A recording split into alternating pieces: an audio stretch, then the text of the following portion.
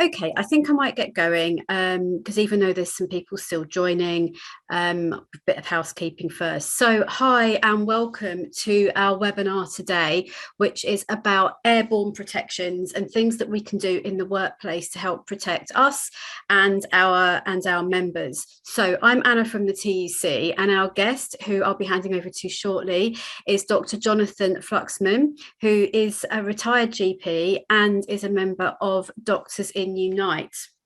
So that is the medical section of Unite, the union.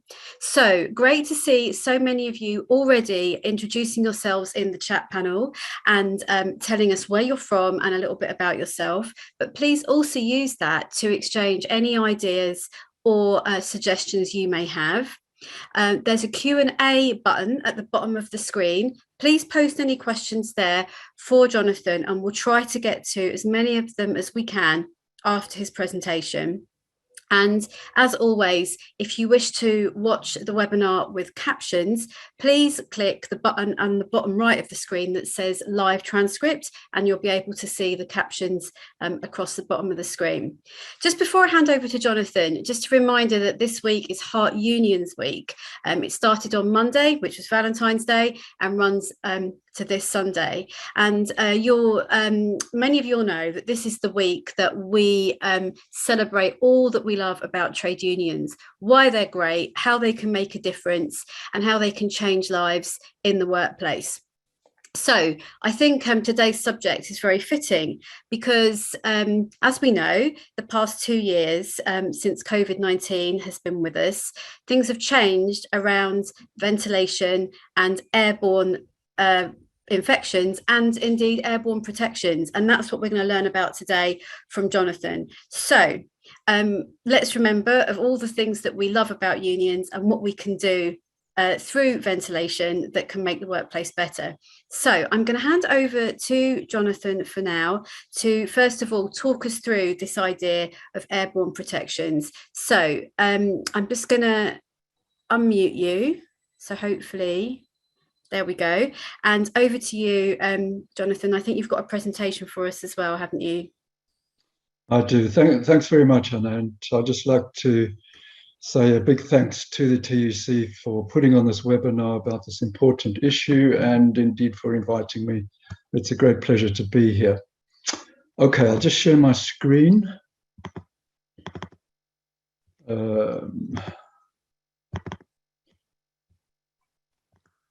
Okay, can you see that all right? Great, okay. So yeah, I'm Jonathan Fluxman. I'm a member of Doctors in Unite. As Anna said, here's some contact details for us if you want to get in touch at any time. I'll just go through my agenda quickly so you can see what I'm going to be talking about. I'm going to spend most of the time talking about the airborne protections, but I think the context is very important. Where are we now with COVID? How COVID-19 spreads, and in fact, the detail of airborne transmission, the politics of COVID-19 transmission, which is really important, who's getting infected most and paying the biggest price for the COVID pandemic, government guidance in the workplace, and then onto the airborne protections themselves. Okay, so we've heard a lot about COVID is basically over. There's a lot of disagreement with that, the government line that, well, next week Johnson says he's going to declare all the protections and restrictions that are going to end. There's a lot of unhappiness about that. And if you just have a quick look at those figures, they tell their own story. Nearly 200,000 new cases a day, 2.7 million had COVID on the 15th of February. Admissions and deaths are coming down, but they're still at a really high rate. And it's estimated that we've had 30,000 people dying since July Freedom Day. That gives you an indication of the steady toll on the population. And in children, of course, lots and lots and lots of kids are getting infected. About 1 in 10 children had active infection the week before last. And then the big issue of long COVID, of course. And the reason why stopping transmission is so important, apart from the effects on the population and individuals, is that unrestricted spread means more risk of variants. The more transmission you have, the more risk of variants coming. And there's already a subvariant of Omicron called BA2, which is now taking over as the most common virus affecting people. There's no such thing as herd immunity. It's always been a myth. And Omicron has proven very clearly that even if you get infected, you can get infected again. I just wanted to show you this graph. This compares the UK and the US with countries that are following a zero COVID policy. So we way up here. These are the cumulative death rates per million people. And countries like Vietnam, Thailand, Taiwan, New Zealand, and China are way, way, way down here. So it can be done. Transmission can be stopped, and we can stop people getting sick and dying. Now, this is critically important.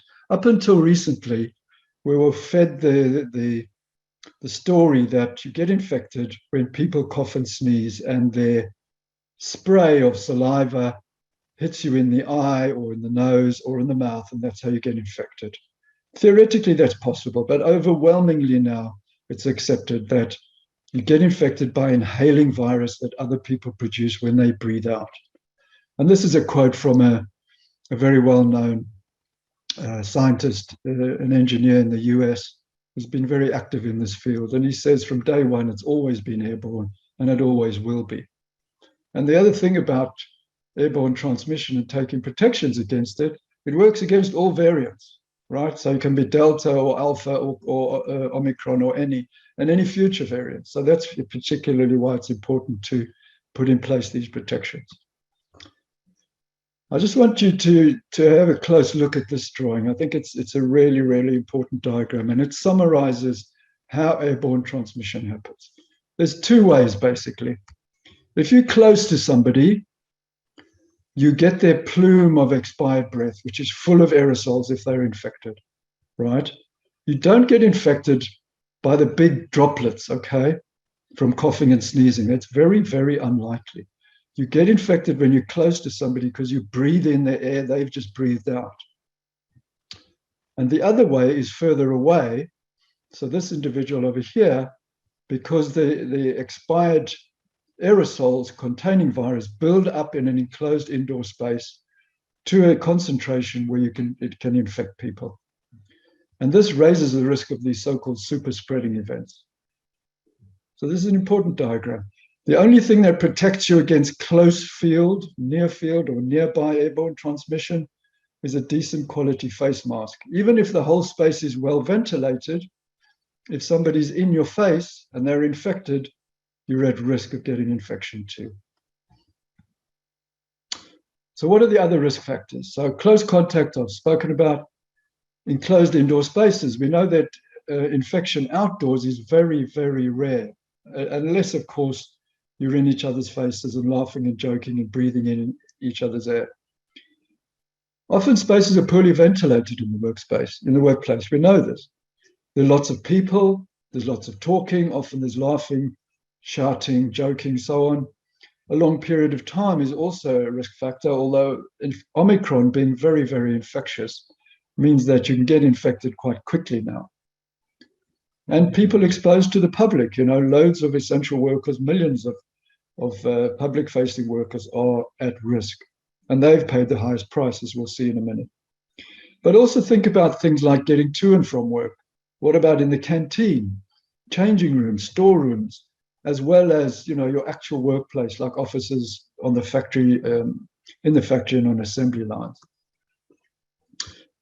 This is a couple of graphs of what are called super spreading events. Now, it's an important mechanism for spread of the virus in the community and through the population at large. What happens is that you get one or two infected individuals who infect hundreds of others, usually in a workplace or in a school or in a hall or something like that.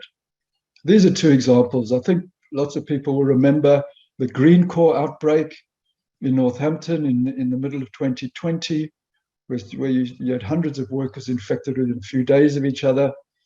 This is a graph of what happened to a call center in Seoul, in South Korea. You can see the graph, hundreds of people or dozens of people all infected within 1 or 2 days of each other. And that happens through airborne transmission, long-range airborne transmission.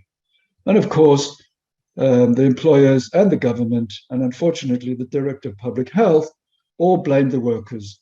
They didn't wash their hands enough, they weren't social distancing, but nobody spoke about the ventilation in the factories. That's a picture of Greencore factory itself from the company. We don't know exactly what the ventilation was like, but you can see here that almost nobody's wearing a face mask. People are close together and they spend hours and hours in the same space. So it just needed 1 or 2 people breathing out virus into the space over the working day to infect almost everybody else. This is a graph of, comparing underlying conditions with occupation and the risk that people getting infected and dying from COVID. These figures are a little bit old now. We did this about a year ago, but they still apply. And you can see here that people in frontline, public-facing occupations, cleaners, caterers, chefs, taxi drivers, buses and coach drivers, have a much higher rate of death from COVID than people who have underlying conditions. But these were the people who got priority for the vaccination program when it first started. And these essential workers didn't. And it's really strange to me how suddenly the reasoning that the Committee on Vaccination gave, that it's going to be people at highest risk of death are going to get priority, suddenly the essential workers don't matter. I'll just point out that age is the highest risk factor of all. If you're very old, you've got high risk. And down here on the right is the average death rate. So you can see managers and directors and professionals have a very low death rate, and all these other classes of workers have much, much higher rates. Racism plays a very major part in the pandemic. This is a graph from a study called the Biobank study, with 120,000 people were studied. And these are the risks of being hospitalized or dying from COVID. And you can see that for Black and Asian essential workers, they've got 3 times the risk of white essential workers, and Black and Asian non-essential workers have 3 times the risk of white non-essential workers.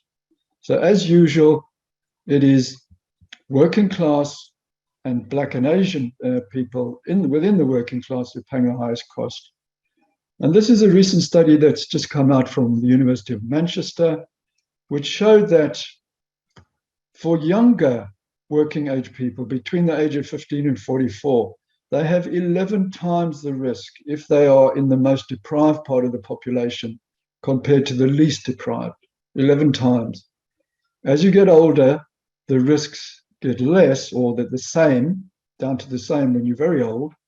But it shows you that for that large group of people, there's that big difference. And the reason is because of exposure. It's all about who's exposed to the virus. Now, the politics of COVID. This is a photograph of a professor in the US, in Colorado, Jose Luis Jimenez, fantastic guy who's helped discover and prove that COVID was airborne. And what he's realized in trying to persuade people is that there's big resistance to the message that COVID is airborne, because as he says, if you admit it's airborne, then institutions, governments, and companies have to do something. If you say it's droplets, then it's all down to individuals. So once again, it's a political issue. And you can see yourselves, I'm sure you've known and seen on the news media, when Omicron came out, all that we got from the government and from senior health advisors, get vaccinated, socially distance, and so on. Those are important, but there wasn't one word spoken about airborne transmission and what employers should be doing to make workplaces safe, what the education authority should be doing to make schools safe in terms of getting ventilation and things in. And so we had that same old framing of the problem. It's down to individuals and not down to society and communities to work together. Now, as Sharon Graham, our fairly newly elected Secretary General, said in her speech, nobody's going to come riding over the hill to save us. We know this. Employers and government have hung us out to dry in this pandemic. We've got to do it ourselves, therefore. We can't depend on them. And the trade union movement is critically important for this, because we are quite well organized in some sections, not so good in others, but there are millions of trade union members. We've got the structure to do it. We've got the communications to share the information and the knowledge. And that's what we should be doing. We've got to do it ourselves. Okay, so let's come to the protections themselves. Face masks are number one. Remember that diagram that I said that the only effective measure that you can protect yourself against in-your-face transmission is a decent face mask. These blue surgical masks are not bad, but they're not as good as these FFP2s, okay, or 3s. But any mask is better than nothing, okay? And you can see that this little box here, which says that if you're with somebody else in a room, if you're both wearing a mask, this one say, it's 50% effective, but the maths means that it's half the risk for both of you, and that's multiplied. So the both of you have quarter of the risk as if you weren't wearing any masks. This mask is a whole lot better. It's 95% effective. So if you're both wearing one, you got 1/400 risk, which is much, much less. So masks are really effective.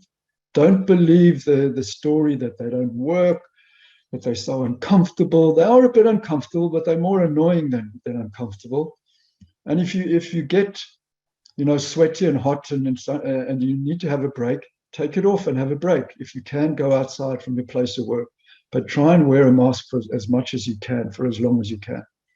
There's a good little trick about how to make these blue masks more effective. There's a little video here. I'm more than happy to share the presentation so you can have all the links.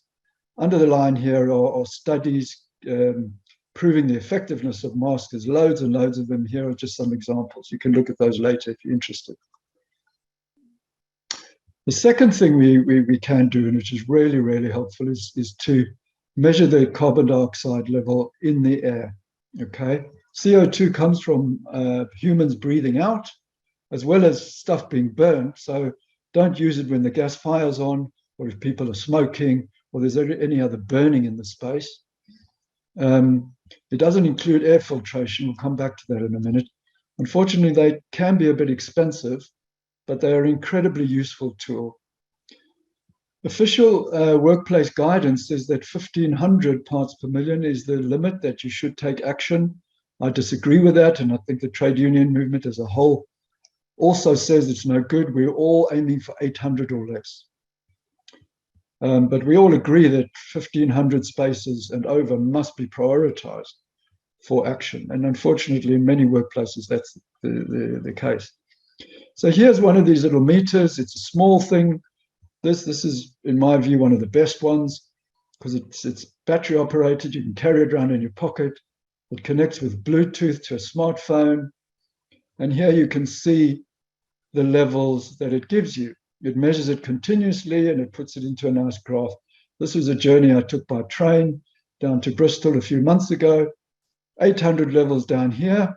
And you can see from there I was on the underground. That was fine. It was a fairly empty carriage. But when I got on the train to Bristol, it was a crowded carriage. There's the stop in Reading. And you can see it got higher and higher until I got off the train. Not good. That was risky. Luckily, I didn't get COVID on that journey. Nobody in the carriage had it probably. But obviously, the ventilation in that carriage was no good. Here's another graph as an example. This is a music event I went to back in August last year. And it shows you they had to close the door because the neighbors complained about the noise. So the door was closed and then we opened it and it was closed and we opened it.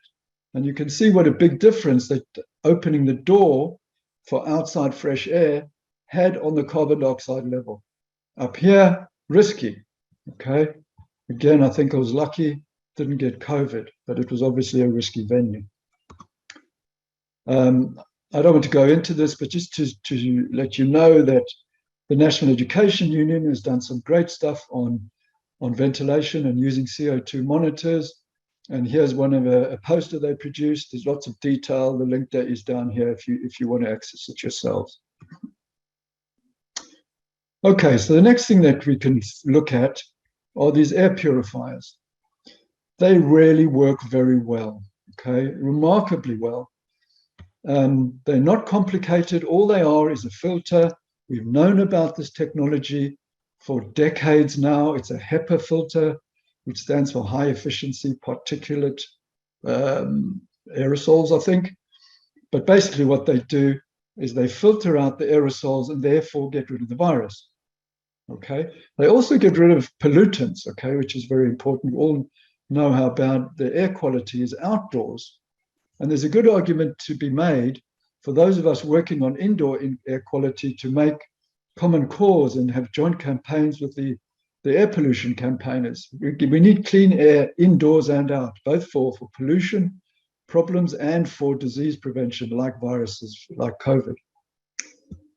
So the detail can be a little bit complicated, but it's not rocket science, but getting the right device is important. And get some advice if you're planning to buy one, or if you're looking with your union branch to look into this.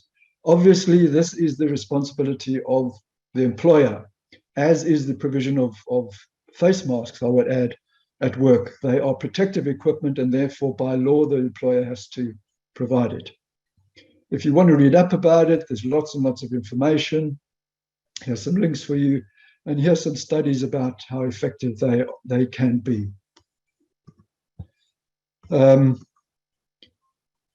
They're so simple, in fact, that lots and lots of schools, especially in the US, have been making their own. This is called a Covidrosenthal box. You'll remember that quote I gave to you from that guy called Richard Corsi. He's one of the scientists who proved or helped prove airborne transmission. And he got together with a guy who's got a factory, and they made a homemade device. And they basically taped 4 filters together and put a fan on the top, and it works really well. And they've done all kinds of tests to prove that they are just as good as buying a commercial air purifier. Depending on the size and the space and so on, they're not that expensive. They cost a few £100 each. The point I'm trying to make here is that the technology is simple and the cost is fairly low. So it can be done. And just to emphasize, I'm sure that you all have heard time and time again, there's not much we can actually do about the virus. We're all going to get exposed at some point, so we might as well just get it over and done with. Wrong. There's lots we can do. And more infections mean more and more damage to our immune systems. And you can get infected more than once or twice. So coming to ventilation, obviously 2 types. Ventilation equipment. This is a typical rooftop ventilation, HVAC system, heating, ventilation, and air conditioning system. It heats or cools the air, as well as mixing outside fresh air with indoor air. Again, we would need advice about exactly how the system operates. Is it being maintained? Are the filters clean, and have they been replaced, and so on? But again, it's not that complicated. It's really not rocket science, to use that phrase again. It's fairly simple to do, but you do need somebody who knows what they're talking about and who is an engineer and trained in this to look at the systems. Again, it's the employer's responsibility, but as trade unionists, what you can do through your reps and your health and safety reps is ask the employer, where's the maintenance report on the air conditioning system? When was it last done? Was it checked? And so on. Opening windows, obviously something that we can all do potentially. It's cold now, and getting the right balance between getting enough ventilation and keeping it comfortable can be a bit of a challenge. But just to emphasize, when it's cold, you don't need to open the window very widely, because there is a big temperature difference. People may remember from their high school physics that a temperature difference means there's more energy in the indoor air because it's warmer. So it will seek to escape through the window, and it will pull in cold air as it's going out. So there's quite good exchange of air happening when there's a big temperature difference. And if you have a carbon dioxide monitor, it will let you know, because the level of CO2 will come down to a more acceptable level. If it's not good enough, or the windows are too small, or if there are no windows, then you're going to need an air filter in that space to get rid of the aerosols and prevent infections from happening. The last thing that we have available to use is so-called ultraviolet light systems. These are high level because they can be damaging to us if we're exposed to it. Sometimes they put in units like that near the ceiling. Sometimes they actually go within the ventilation system on the roof or in the ceiling. And they are very effective in terms of killing viruses and bacteria. This is a bit of a complicated slide, but just bear with me for a minute. It basically sums up all the things that we can do in the space to improve the air quality. So here's the open window, bringing in fresh outside air. Here's the ultraviolet light. This is the ventilation system, taking out potentially contaminated air, bringing in outdoor air, going through the filter. That's just a fan blowing the fresh air back in again. Here's the filter device that we spoke about. Here's your person wearing a face mask, a respirator mask, to prevent both infection coming out of their mouth to filter it and breathing in infection. There are lots of systems that work on automatic that are controlled by temperature and other things. That should be disabled. It should always be on, okay?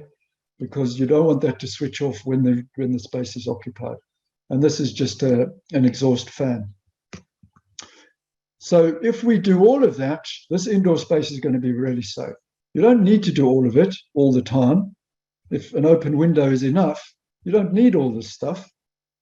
But in big workplaces, often this is the kind of thing that does need to be in place. And in many big workspaces, they are in place. So what can you do as an individual? Learn about what we're talking about, read up about it, talk to your friends and colleagues. COVID's not over, okay? And even though Omicron seems to be on the way down, it's still at a very high rate, and we're only one mutation from another wave, and the wave after that. And until and unless we start looking at airborne protection seriously, we are not going to solve this disease, these pandemics. They're going to keep coming back. Being in a union is critically important. Unionized workplaces are much safer than non-unionized workplaces. I think most of you probably are in a union already. If you're not, join one. Tell your mates who are not to join in. We're stronger together. Raise concerns at work with your reps, your health and safety reps. See if you can get a carbon dioxide monitor. Again, it's actually the responsibility of the employer to do that, but I think it's not a bad thing for the union branch to have its own monitor. So you can carry it around with you and check and just double check that what the employer is saying when they say, oh yeah, don't worry, we've done everything, that it's actually true that those spaces are safe. If you feel able to, raise it with your management or the employer, or get your reps to do it. Okay, every workplace needs a risk assessment. And because of Omicron being such a game changer in terms of its infectivity, every workplace should have had a new work assessment, risk assessment done recently. And it should include ventilation. Wear the best quality face mask you can get hold of and wear it for as long as you can. And this means at work, but it also means on public transport. You know, when you're going into the shops and it looks crowded, you know, if you're out and about with people and so on, masks work, and they are an important step that we can take. And just a brief word about vaccination. Try and get vaccinated. If you haven't had 3 doses, get 3 doses. They're not so good at stopping you getting infected, unfortunately, but they will stop you almost certainly from getting seriously ill and dying. Okay, and that's really important, obviously. Here's some information about the effectiveness of vaccines. Our view in the trade union movement is we don't blame people if they're hesitant and they're reluctant to get vaccinated. We encourage them, because this is one of the ways that employers are dividing us and the government pointing fingers. Them having failed for 2 years to put in proper protections now are blaming that small minority of people who are hesitant, often for very good reasons, from their personal experience. Now they are the cause of everybody else getting infected. It's obviously not the case. I haven't spoken about all the other protections that are important, okay, like test and trace, supported isolation, social distancing, decent sick pay, all those things. They're all important because this topic is obviously about airborne protections. Just a word about Perspex screens. They are good in terms of where, if you're in a reception area, because it will protect you against spray from members of the public if they're coughing or sneezing or whatever. But they are not good, like in an open plan office. They will do nothing to stop you from getting infected because of the way that air moves within indoor spaces. Think of it like cigarette smoke. If somebody's smoking in an indoor space, very quickly, almost everybody can smell it, and it goes everywhere. So plastic screens don't do anything to stop that. You remember at the beginning of the pandemic, the London bus drivers, large numbers of them died, and obviously in other cities too. And so what, together with Unite, TfL got together with some people from University College London, and they solved the problem because they recognized it was airborne, and they effectively sealed off the driver's cab, almost an airtight seal, and the bus drivers stopped dying from COVID. This is just a quick graphic to show you the importance of the hierarchy of controls. I won't go into it, but it's an important concept in terms of health and safety at work. Many of you may have heard of it. And this is putting in place within that scheme where airborne protections are, and indeed vaccines. Remember, vaccines are after you've been infected. That's when they protect us. Let's do everything we can to stop getting infected in the first place. Okay, I'll stop there. Thanks very much. Thanks so much for that amazing presentation. I don't know whether you were keeping an eye on the chat. I assume not, but there have been so many people saying it's really interesting, really helpful, and people have been asking if we can send it to them after the broadcast. So really pleased to hear you say that we can do that, because there's so much information in there for everybody to learn from. Okay, we've had quite a few questions come in, so I'm going to try and group them so that we can answer as many people's queries as possible. Now, some of them I think might be right. Let me just see what they keep moving around here. Okay.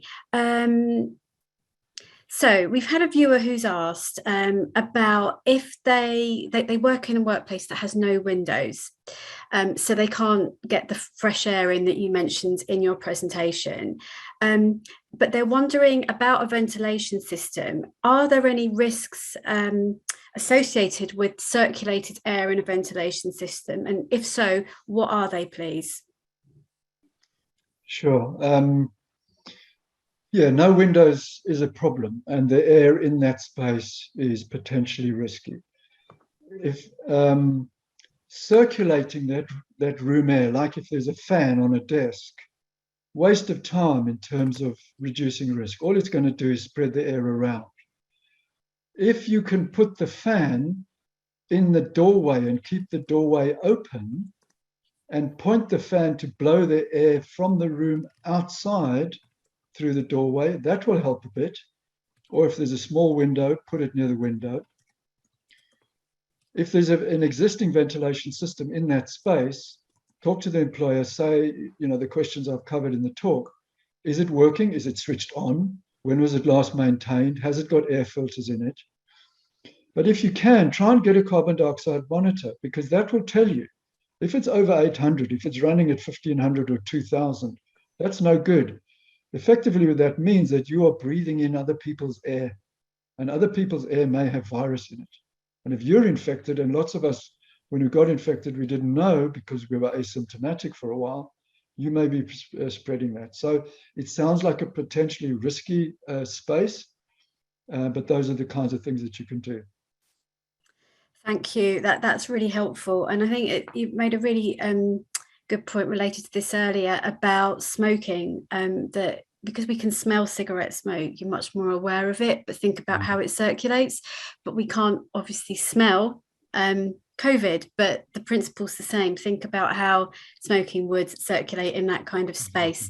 Okay, before I go to the next question, just a point really from the TUC, that because there are a few points have come up in the chat about this. So we at the TUC, we have called for COVID and long COVID to be recognised as industrial illnesses.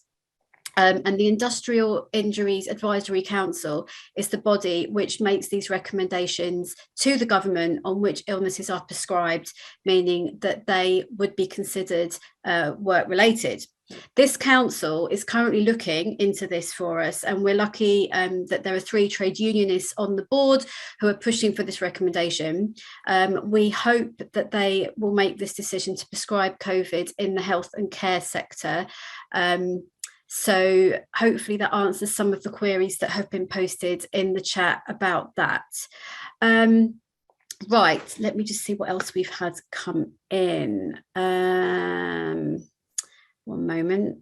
Oh, crikey, the number of questions has gone up. Right.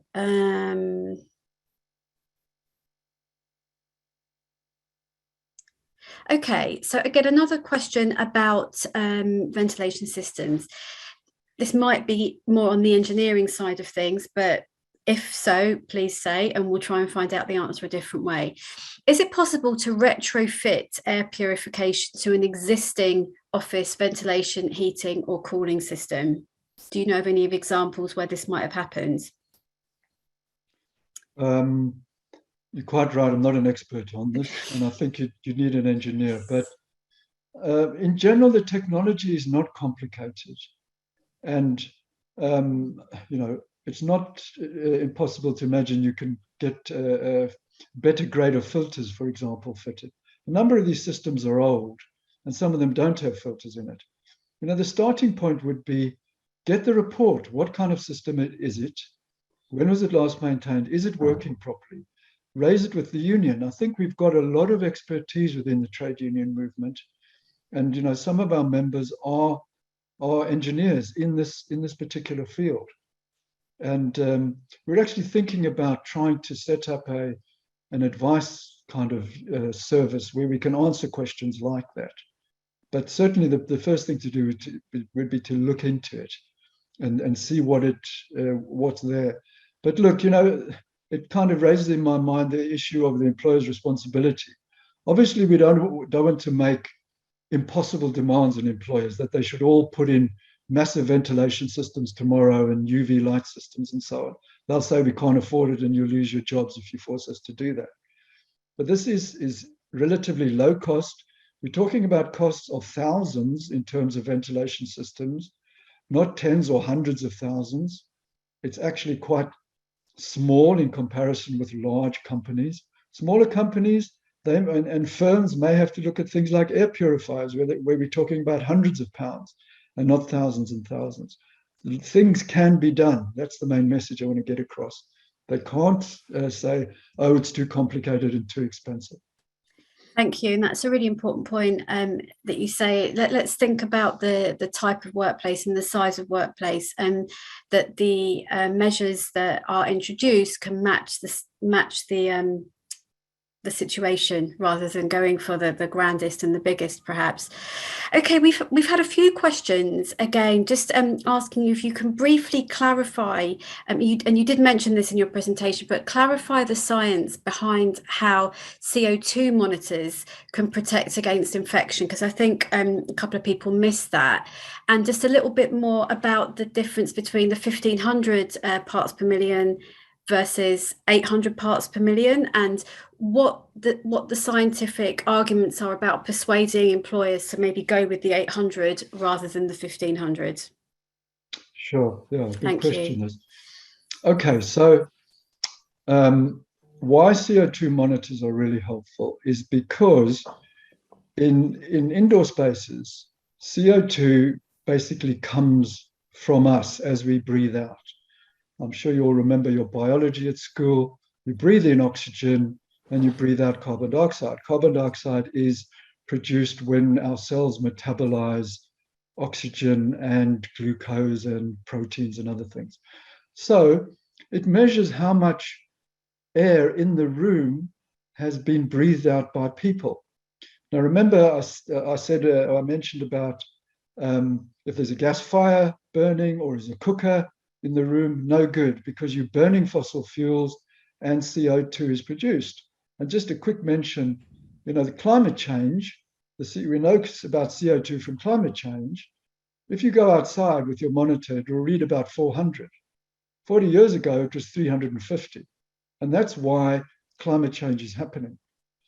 But indoors, the indoor level of 800 has been calculated by lots and lots of scientists as being a safe level, because at that level, you are breathing in very little of other people's air, okay? Because we're all sharing the air. So the more air that's breathed out in a space that has no ventilation, as time goes by, more and more of the air that you breathe in again will have come from other people, okay? So if you're in a badly ventilated space and the CO2 level is, say, 2000, okay, which is not that unusual. You saw on that train journey that I took, it was 2,300 at one point. During that time, about 3 or 4% of the air that I was breathing in was from other people. So that means about 1 in 20 breaths that I took in was completely the air from somebody else. That's risky. So the 800 level has been calculated as being much, much lower risk than that and a more acceptable level. Now, the 1500 level is in official government guidance, okay, and workplace guidance. Having looked at the guidance really from day one, when they first brought it out, I'm sure everybody remembers how Matt Hancock was saying, go back to work after the first lockdown. Everything's COVID secure, COVID safe and all that. Load of bollocks, right? They said that because they wanted everybody to go back to work. It was never safe.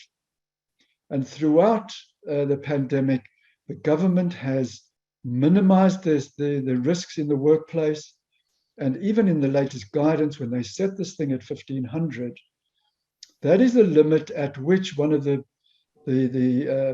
most well-known scientists on SAGE said should be prioritized. I've seen it in the SAGE minutes. I've seen her tweet this on Twitter, right? I follow a lot of these scientists on Twitter.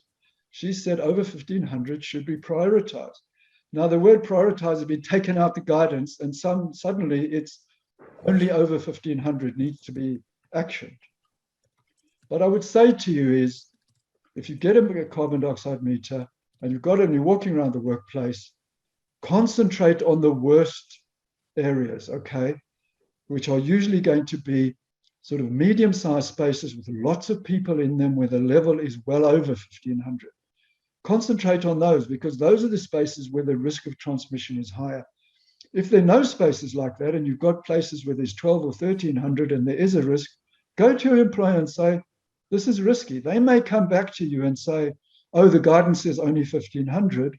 Well, you can quote back at them what the trade union and the TUC and everybody else are saying, that is not safe. And there's lots and lots of scientists and recognized studies that support that. So if you want to have that argument with the employer, there's lots of information to back you up.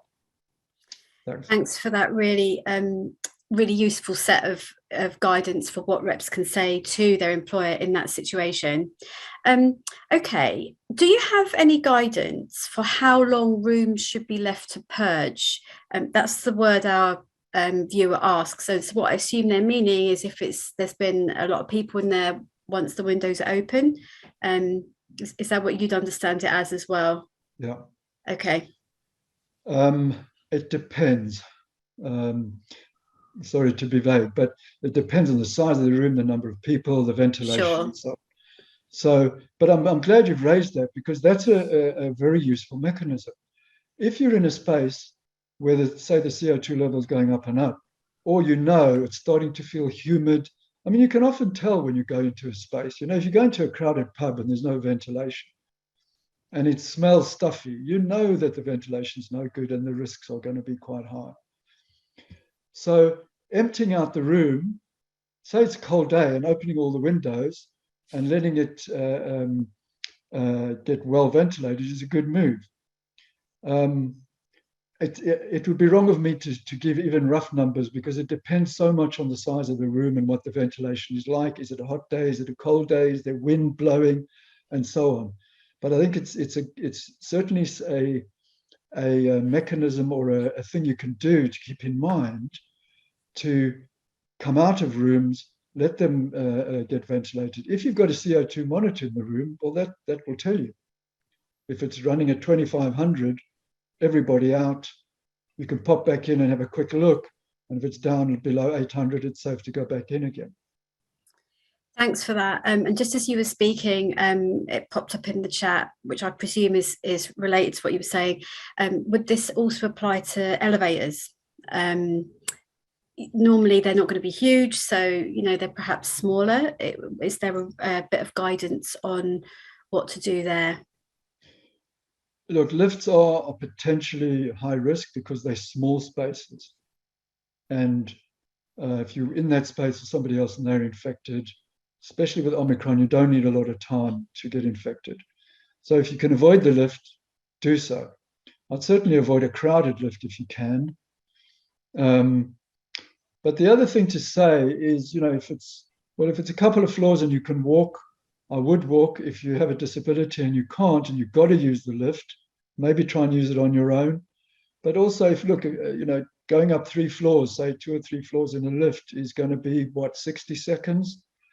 So in general, in keeping with the general rule that the longer the time of exposure, the greater the risk, your risk is probably not that high because it's a short journey exposure. I mean, if you're really feeling up to it, you could take a great big breath, hold your breath until you get out the other side, but that may not be possible. I'm joking about that. There are other risks with holding your breath while you're in the lift. Exactly.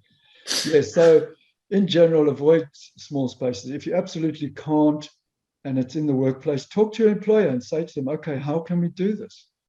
If you have a disability in particular, then your employer's got to take note of that and provide you with a safe way of getting around the building.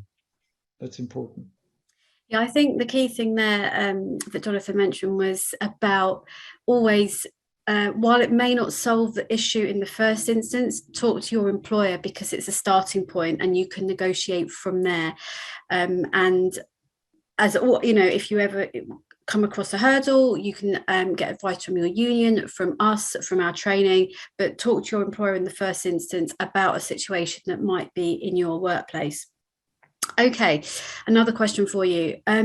So one of our viewers has mentioned the Doctors for Unite model motion on airborne protections, and they have asked if there is a summary introduction to go with this, so that those who might have less medical or health and safety knowledge can introduce it in their union or their workplace branches. It might, if you've not got that at the moment, perhaps it's something that we could send on to people afterwards. I think that's a great idea. Thanks for raising the model motion. That is available. I think it's a great idea. We do some background to it. It's a bit of a challenge getting it all summarized down, into sort of 2 or 3 paragraphs, but I think we should try and do it and put some links in about where people can read about, in more detail about things. It is difficult to get across the ideas in a very short space of time, or one side of a piece of paper.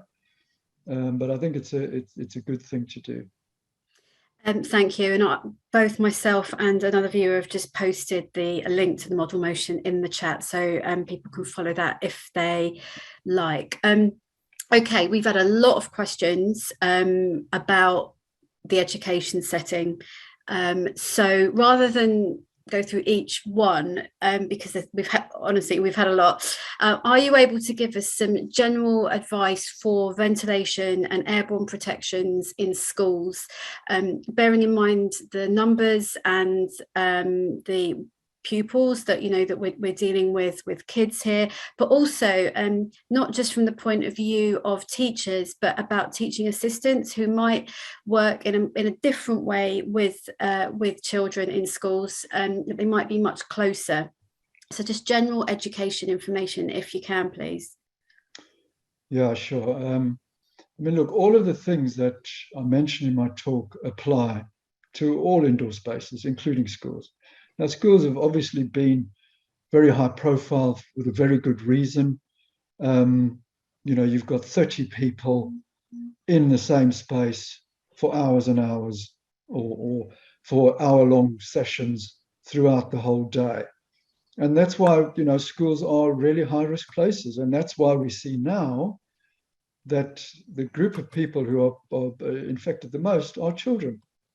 And they contribute a huge amount to the overall numbers of daily cases, and have been doing for the last couple of months now. Well, let's just look at it systematically. So for face masks, okay, the advice that wear a face mask in the corridor, not in the classroom, I'm sure you all know is rubbish, okay? When you're sitting in the same space with the same people all day long, you're at risk, okay? And this is one of the myths that the government propagated. If you are with people that you don't need to wear a face mask. I mean, it just beggars belief how unscientific and stupid that is, quite frankly. So if the school is allowing masks, I would certainly encourage that. Children can wear masks very easily and comfortably and simply. Look, some kids don't like them and they won't put up with it. Okay, we accommodate that. But somebody else I follow on Twitter, there are many more adults complaining about kids wearing masks than the kids themselves. They seem quite comfortable about it. And you see pictures of kids, in other countries, 3 years old, toddling around with their masks, quite happy. So masks are important, and for the teachers too. There's ways around it. Yes, for hearing impaired students, it's a challenge. You can't lip read and so on. Unfortunately, to my knowledge, there are no transparent masks that are as good as FFP2s. But even wearing a transparent mask, not as good, is better if teachers want to do that. Good background ventilation if you can, windows open. Temperature is going to be an issue.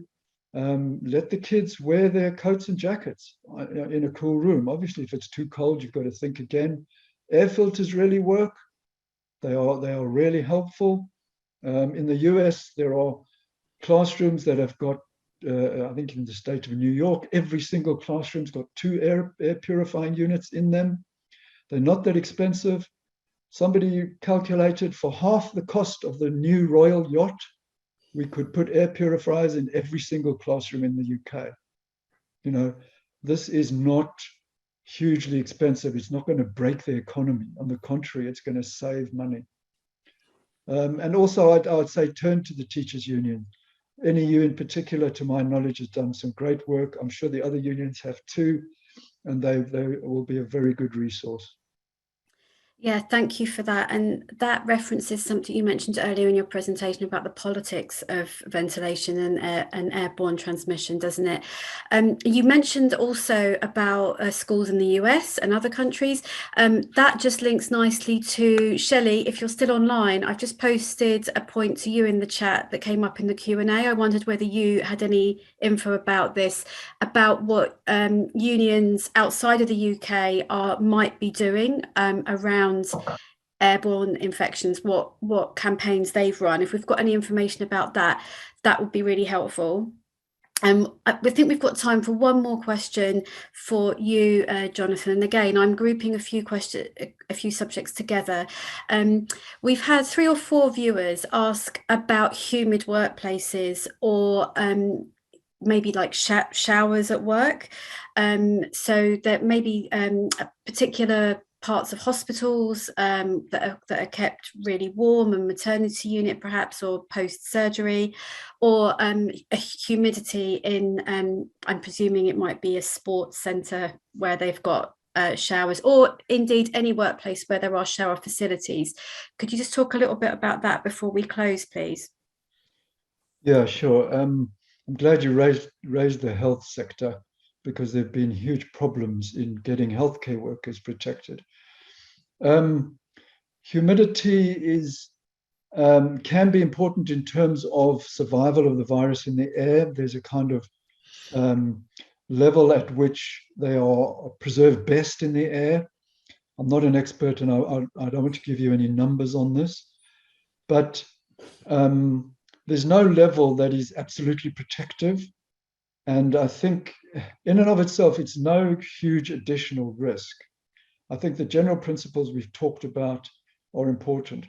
I mean, there are going to be areas where, for reasons, for very good reasons, there are no openable windows and so on. But get the air purifiers in.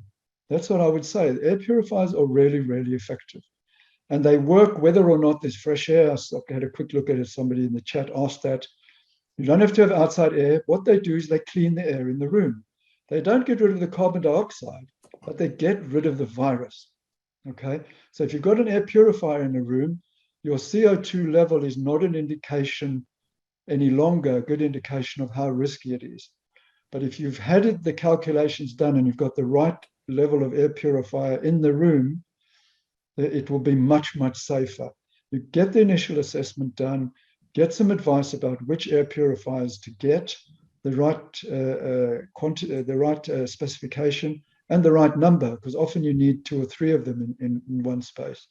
I'll just finish with one quick other point which we haven't covered, if I may, Anna, and that is fantastic.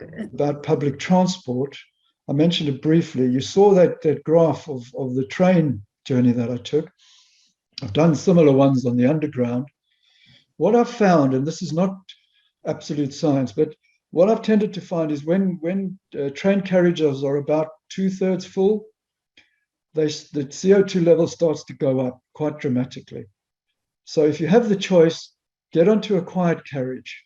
If you have to get on, try and stand near the open window at the end of each tube train. If you're on a train and it's got openable windows, open the windows. And on buses, the same sort of thing. Leave the windows open, avoid crowded ones if you can, keep your journey time short. I know that's not always possible. And of course, wear your mask. That will protect you to a considerable extent. Thanks. That's an excellent point, because there's so many of us when we are traveling to work use public transport. So excellent advice there. We've been on air now for an hour, and we've answered a lot of questions, but I think we probably need to wrap up pretty soon, because we could probably talk about this subject all day, but it's been fantastic and really, really informative. I would just like to say thank you to everyone in the audience for joining us today, for asking such insightful questions, and for joining in the chat. It's been great to see. Just to reiterate, we will share a recording of today along with Jonathan's presentation to everyone who registered, and any other links that have been shared in the chat, we'll make sure they're included in the email to you all. We'll probably send that out tomorrow morning, because it takes us a bit of time just to pull everything together. So thank you all for joining us, and thank you Dr. Fluxman, for joining us as well. You've been fantastic, and maybe hopefully we'll see you again soon. Have a good rest of Heart Unions week, everyone. You're all doing great jobs out there, and I'm sure it will continue. See you again soon.